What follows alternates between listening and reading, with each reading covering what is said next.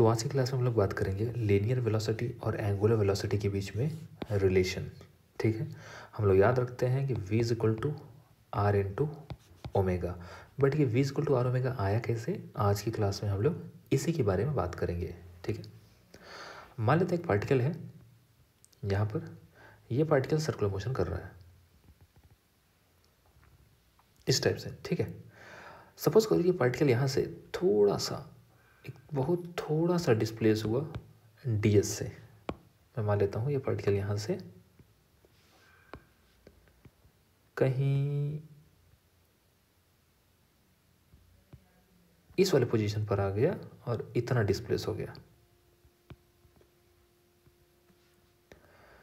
इसको मान लेता हूँ ये ds लेंथ है। ठीक है, ds लेंथ है। अच्छा, ये जो r है ये गिवन है, जिस पाथ पर, जिस सर्कुलर पाथ पर पार्टिकल मोशन कर रहा है उसका रेडियस r है।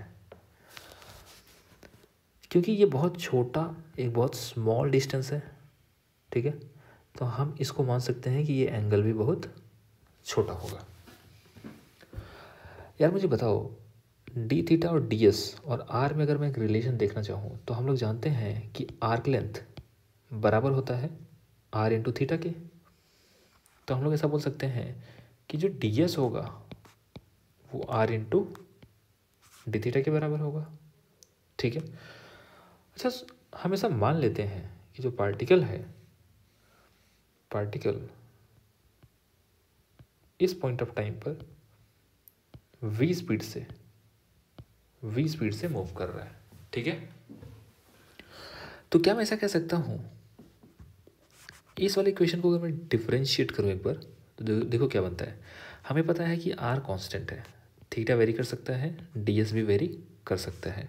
ऐसे केस में अगर मैं इस पूरे इक्वेशन को टाइम के रिस्पेक्ट में डिफरेंशिएट करूँ तो मुझे क्या मिल जाएगा, ds by D T is equal to R तो कांस्टेंट है, D theta by D T. यार जो D S by D T है, क्या ये rate of change of linear displacement है? भाई ये लीनियर डिस्प्लेसमेंट ही तो है, ये लीनियर डिस्प्लेसमेंट ही तो है। ठीक है, इसका मतलब ये हुआ, ये जो D S by D T है ये बेसिकली स्पीड ही है, आर इंटू ये क्या है, D omega by D T, rate of change of angular displacement, इसको हम लोग बोलते हैं ओमेगा। तो क्या हो जाएगा ओमेगा। तो यहाँ से हमें ये पता चल गया कि v की वैल्यू r इंटू ओमेगा के बराबर है। देखो ये जो डेरिवेशन हुआ है ये स्केलर तरीके से हुआ है, तो ये स्केलर फॉर्म में आया है, v is equal to R omega magnitude wise. तो अब हम लोग बात कर लेते हैं वेक्टर फॉर्म में v की वैल्यू क्या आएगी। भाई मैग्नीट्यूड वाइज तो हमको पता है v is equal to R omega, but vector form में मैं r क्रॉस ओमेगा लिखूं या ओमेगा क्रॉस r लिखूं, इनमें से कौन सा वाला सही है ये हम चेक करना चाहते हैं। तो हम क्या करेंगे, हम यहाँ से थोड़ा रिलेशन देखते हैं। अच्छा सोचिए, देखो इसको, इस डायग्राम को देखो, मैंने क्या किया, मैंने बेसिकली रेडियस को रेडियस वेक्टर लिख दिया r वेक्टर, और ये जो छोटा सा डिस्प्लेसमेंट था ds उसको मैंने ds वेक्टर लिख दिया। ठीक है, और एक छोटा सा एंगुलर डिस्प्लेसमेंट जो आया उसकी वजह से वो कितना है, डी थीटा। अगर मैं तीनों को यहाँ पर दिखाऊं, देखो एक्चुअली ये जो डी थीटा है ना, इसको बोलते हैं axial vector, axial vector. Axial vector जैसे कोई पार्टिकल है, कोई पार्टिकल किसी प्लेन में मोशन करेगा, ठीक है, उस प्लेन के सेंटर पे अगर मैं देखूं तो इस डायरेक्शन में या इस डायरेक्शन में, भाई एक्सिस ऑफ रोटेशन ये होगी, तो एक्सिस के अलोंग वाले जो वेक्टर्स होते हैं उनको हम एक्सियल वेक्टर कहते हैं। तो डी थीटा तो यहाँ है लेकिन इसका डायरेक्शन इधर है, तो डी थीटा वेक्टर इधर बन गया।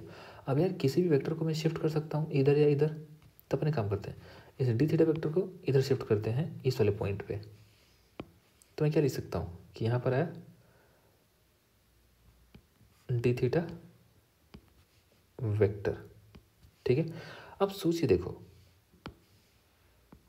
डी एस वेक्टर इधर है, डी थीटा वेक्टर इधर है, डी एस वेक्टर इधर है। तो क्या मैं ऐसा कह सकता हूँ कि जो D theta cross D S है, नो, एक्चुअली मैं पहले आर वेक्टर को भी दिखा लेता हूँ। देखो इसे ड्रॉ करता हूँ, आर वेक्टर इधर है, जिसको मैं थोड़ा आगे प्रोसीड करूँ तो आर वेक्टर मेरे को यहाँ मिलेगा, ठीक है। तो ऐसा मैं कह सकता हूँ कि जो D theta cross R vector है वो बराबर है डी एस वेक्टर के। और यही तो करते हैं, क्रॉस प्रोडक्ट चेक कर रहे हैं हम कि डी थीटा का क्रॉस प्रोडक्ट इसके साथ करूँ या इसके साथ करूँ। मुझे पता है कि इसके साथ करने पर डायरेक्शन इधर आ रही है, राइट हैंड वाला रूल फॉलो हो रहा है, इसका मतलब ये सही है। तो मैं ऐसा लिख सकता हूँ कि D S vector is equal to D theta vector cross